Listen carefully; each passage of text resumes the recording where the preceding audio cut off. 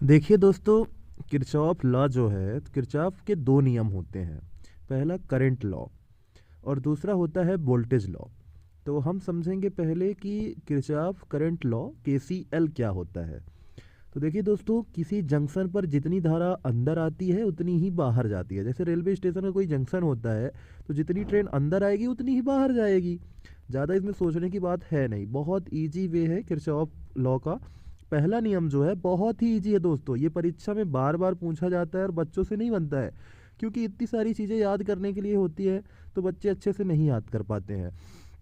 इसलिए दोस्तों मैं आपको यही बता रहा हूँ कि बहुत इजी तरीका है। आप इतना समझिए कि आप रेलवे स्टेशन पे खड़े हैं, जंक्शन पे हैं, मान लीजिए इटारसी जंक्शन पे खड़े हैं। तो आप देखेंगे जितनी ट्रेन अंदर आएगी उतनी ही बाहर जाएगी, ज़्यादा ना अंदर आएगी और ना ज़्यादा बाहर जाएगी। और इसके लिए आप एक देसी ट्रिक का भी जुगाड़ कर सकते हैं। मैंने आपके लिए एक देसी ट्रिक बनाई है, चौराहे का नियम। जैसे आप कहीं किसी चौराहे पे खड़े हैं, जैसे मान लीजिए इंदौर का टांड्या भील चौराहा है, चारों तरफ से आती हैं बसें, ठीक है। तो जैसे चौराहे पर जितनी गाड़ियां आती है उतनी ही निकलती हैं, ना गाड़ी गायब होती है और ना पैदा होती है। तो आप यही समझिए कि कोई भी अंतर नहीं होता है, जितनी आएगी उतनी जाएगी, जितनी धारा आती है उतनी ही धारा जाती है। तो इसी के साथ किरचॉफ का पहला नियम समाप्त हुआ। अब दोस्तों हम बढ़ते हैं। इसके पहले फॉर्मूला क्या है, क्या होता है कि आपको नियम तो आ गया, आपको फार्मूला भी तो आना चाहिए। तो आप ऐसा समझिए कि अगर आप जंक्शन पर हैं तो अंदर आने वाली धारा हो जाएगी I1 प्लस I2 और बाहर जाने वाली धारा हो जाएगी I3 प्लस I4। अब क्या करना है, I1 प्लस I2 बराबर I3 प्लस I4। खत्म, पहला फॉर्मूला खत्म हो गया। आपसे कुल किरचॉफ का पहला नियम आसानी से आने लगा, जितनी धारा आएगी उतनी ही धारा जाएगी। अब चलते हैं दूसरे नियम के तहत, किरचॉफ का वोल्टेज लॉ केवीएल क्या होता है। दूसरा नियम, इसका मतलब होता है कि किसी बंद लूप में सभी ईएमएफ का योग सभी पोटेंशियल ड्रॉप का योग होता है।